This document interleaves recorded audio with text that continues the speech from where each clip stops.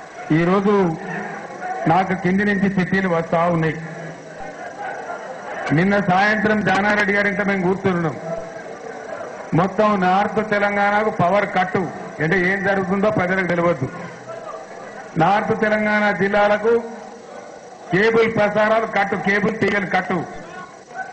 ఇప్పుడు ఎల్బీ నగర్ లో కేబుల్ తీగలు కట్ చేసినారు, ప్రసారాలు పోనిస్తలేరు. ఇప్పుడు ఇంకో చిట్టి జర్నలిస్ట్ మిత్రులే ఇచ్చిండు.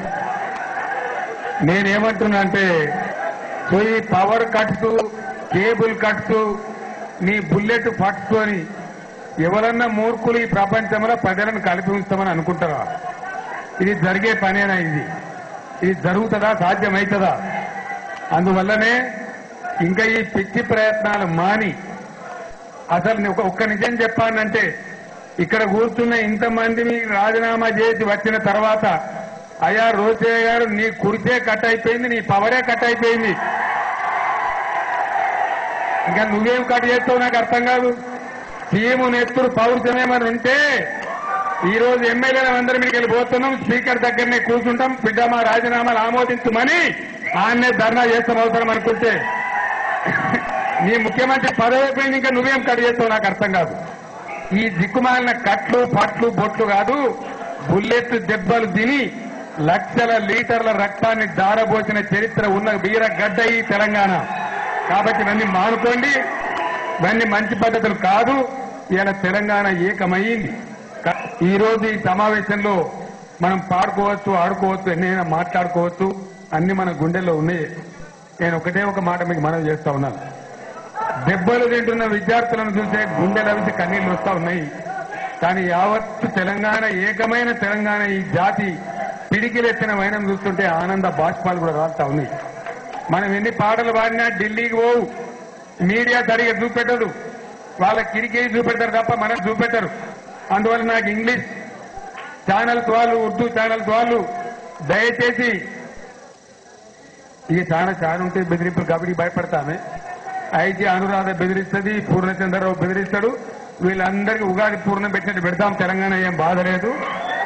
టీడీపీ 39 ఎమ్మెల్యేల రాజీనామాలు రావాలి అని సదస్సు డిమాండ్ చేయాలని చెప్పి అయిపోయింది కదా, అయిపోయింది అని చెప్పి తెలుగుదేశం పార్టీ వాళ్ళు చెప్తా ఉన్నారు.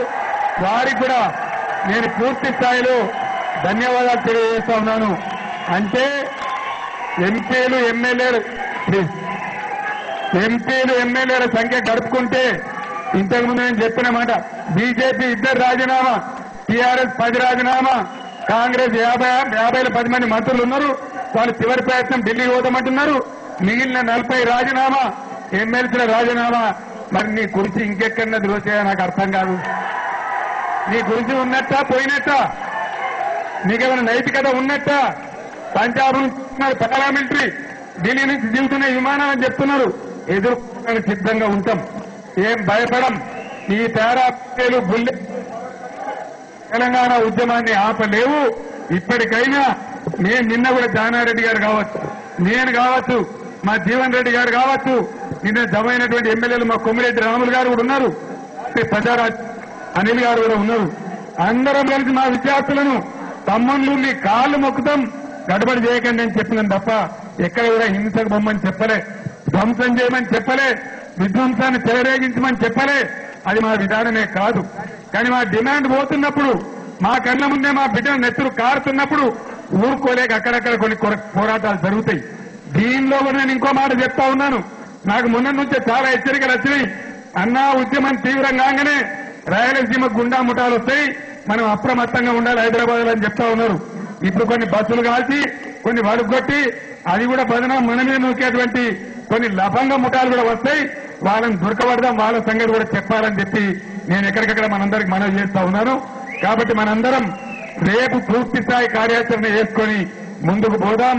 ఈ రోజు రాత్రి జానారెడ్డి గారి ఇల్లు నిజంగా నేను అక్కడికి పోవడం, అక్కడి నుంచి ప్రారంభం కావడం, ఇంత మహోగ్ర రూపాన్ని ఉద్యమం తీసుకోవడం అనేది క్షణాలలో, నిమిషాలలో, గంటలలో జరిగిపోయిందంటే this is the character of Telangana, this is the spirit of Telangana, and we will continue to fight with the same spirit అని మనవి చేస్తూ